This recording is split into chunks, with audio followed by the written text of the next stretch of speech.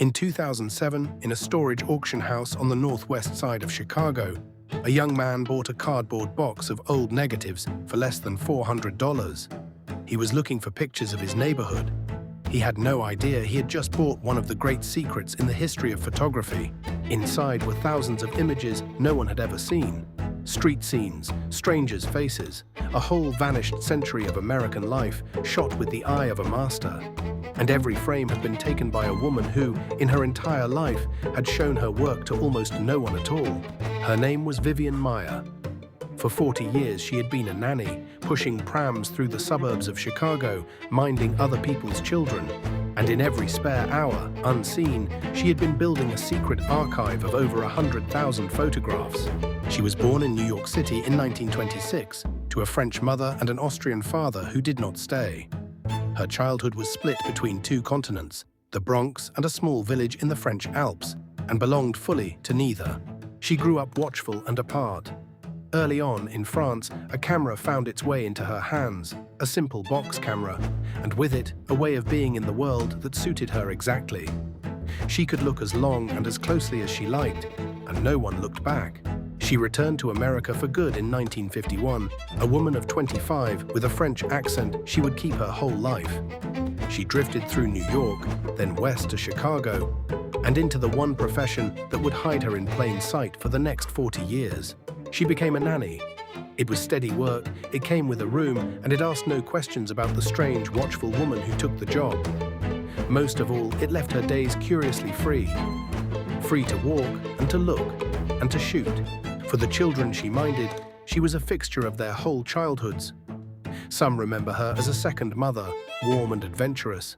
Others as severe and strange and impossible to truly know.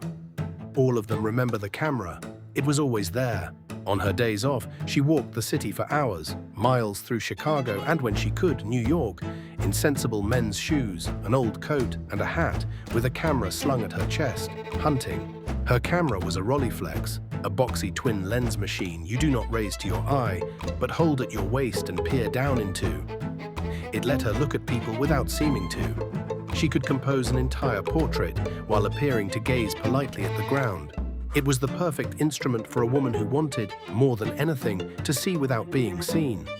She spent half a century pointing it at the world, and the world almost never noticed her at all. She photographed everything: tycoons and drunks, children and strangers, shop windows, gestures, arguments, grief. Whatever the street offered, she caught, and with a tenderness and a nerve that trained photographers spend lifetimes chasing. To grasp the size of what she did, you have to understand she was not a professional. No gallery paid her. No editor sent her out. No one asked for a single one of these pictures. She took them for reasons entirely her own.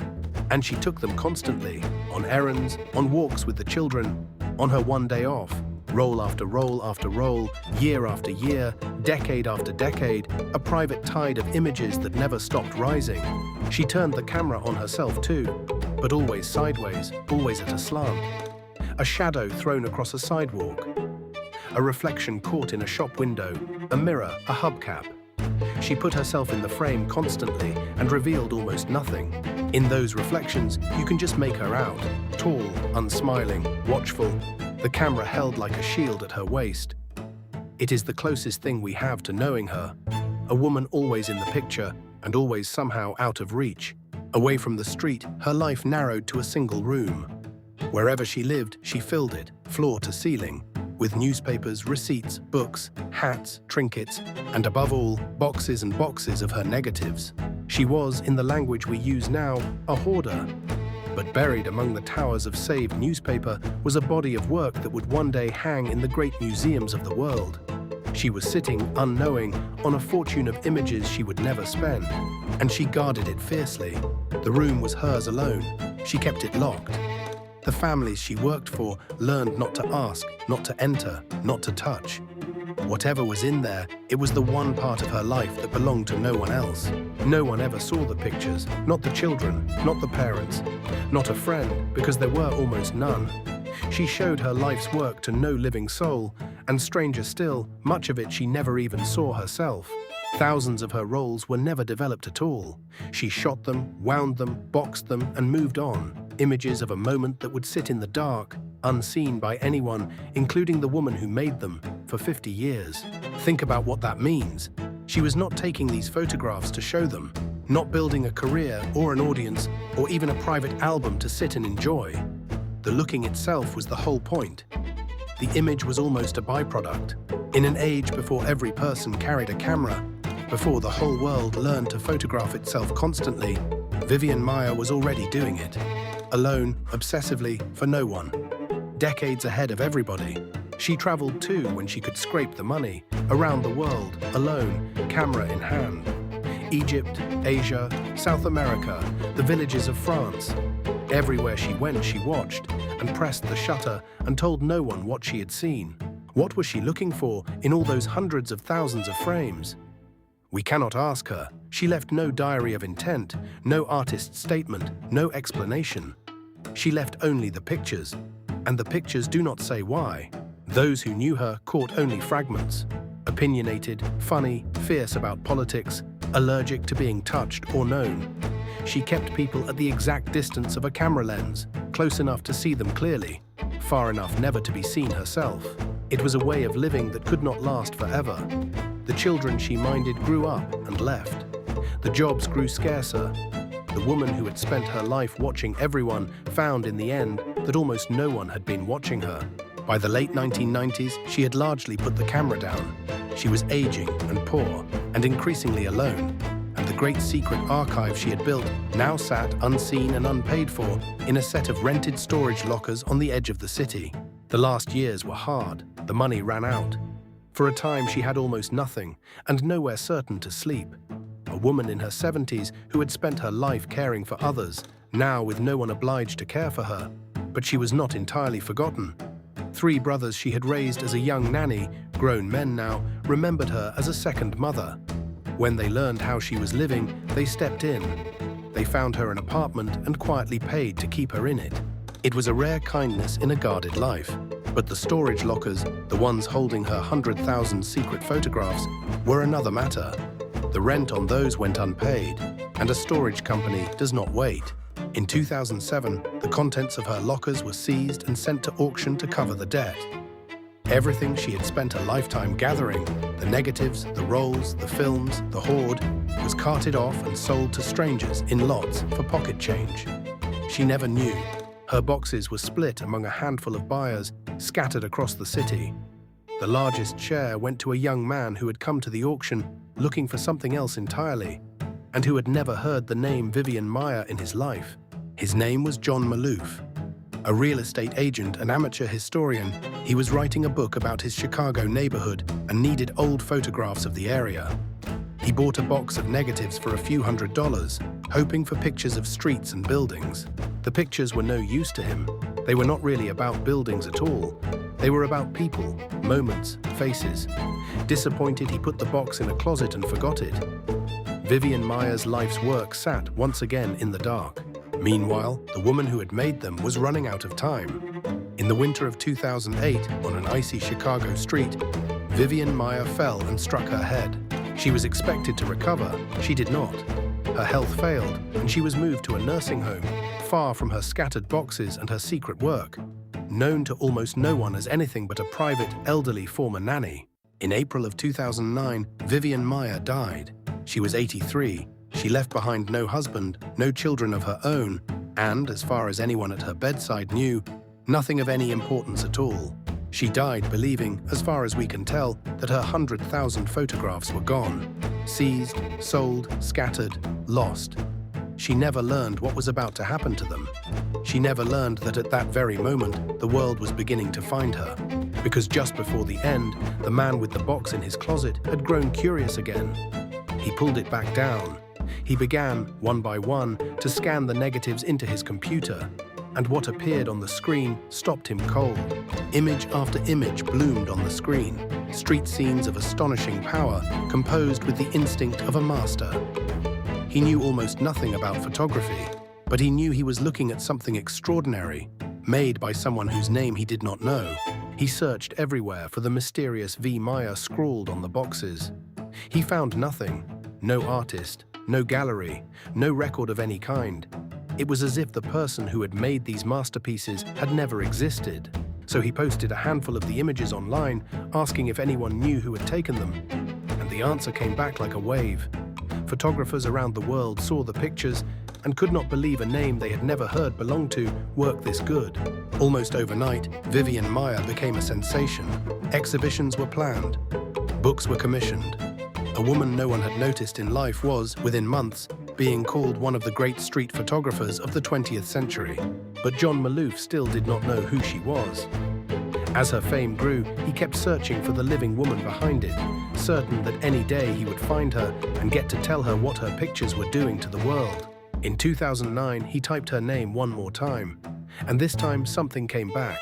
A death notice, a few short lines in the Chicago Tribune. Vivian Maier had died just days before. Days after decades of obscurity, after 50 years of secrecy, the woman and her recognition missed each other by days.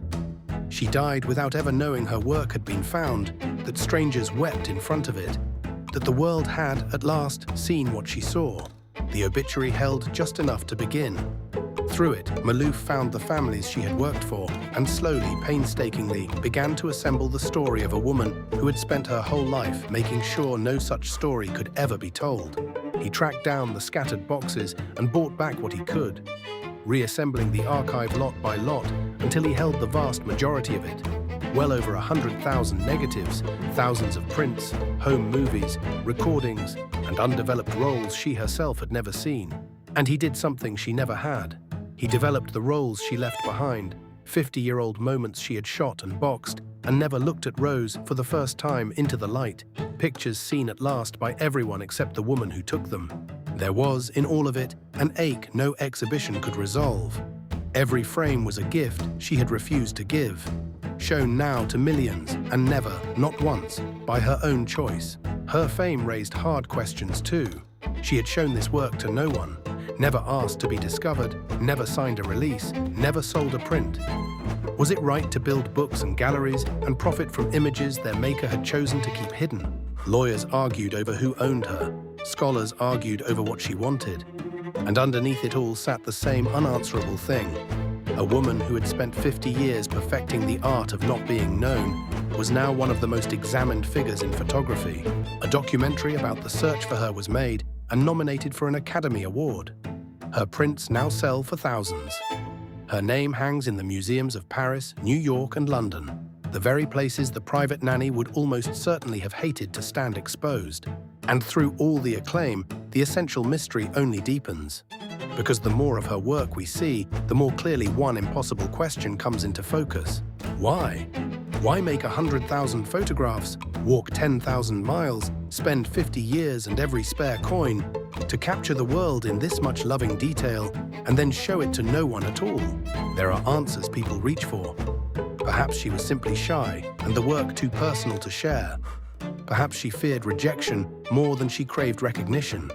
Perhaps poor and private, she never had the money or the confidence to develop and print it all. But none of those quite explained the scale of it, or the thousands of rolls she never even developed, images she made certain she would never see. You do not shoot 50,000 pictures you will never look at out of shyness. Something else was driving her. Perhaps for Vivian Maier, the taking was everything, and the showing was nothing. Perhaps the camera was less a tool for making pictures than a way of being present, a reason to look hard at a world she otherwise held at arm's length. Perhaps the pictures were never meant to be a message to anyone else. Perhaps they were simply the record of one person's astonishing attention, proof, kept for no one, that she had been here and had seen and had not looked away. She spent her life as the watcher no one watched. She turned her lens on tycoons and children and strangers and kept herself always just out of the frame, or hidden in a reflection, or lost in her own long shadow. And then she died, and the reflection turned around.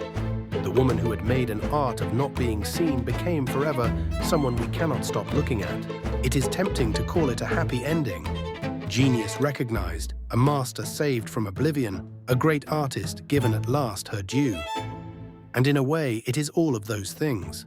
But it is worth remembering that this ending is entirely ours, not hers. The fame, the books, the museum walls, every bit of it happened on the far side of her death, to a woman who had spent every living day making sure it never would. We will never know if she would have wanted any of this. We will never know what she was looking for. We have her 100,000 answers, and not one of them is the question. Think of the arithmetic of it. 50 years, 100,000 frames, 10,000 miles of walking, a fortune of images made in total secret, developed by strangers and shown to a world she left just before it arrived. She did not do it for money. She died with almost none. She did not do it for fame. She fled every chance at it. She did not even do it to be seen. She made sure she never would be. She did it, as far as anyone can tell, for the pure, private act of looking. And that was enough. Maybe that is the strangest and most honest kind of obsession there is. Not for reward, not for applause, not even to be understood. Just one person insisting on paying attention to the world, completely, relentlessly, and for no one but herself. There is a lesson buried in her boxes, if we want one, that a life can be enormous and invisible at the same time. That the most important thing a person ever does might be something no one ever sees. Vivian Maier photographed a whole vanished century, its faces, its griefs, its small, unnoticed graces, and asked nothing of it in return. She simply looked and looked and looked until the looking became a life. Today, her work hangs where she never stood, admired by millions she never met, endlessly analyzed by people trying to answer a question she carried, unspoken, into the ground.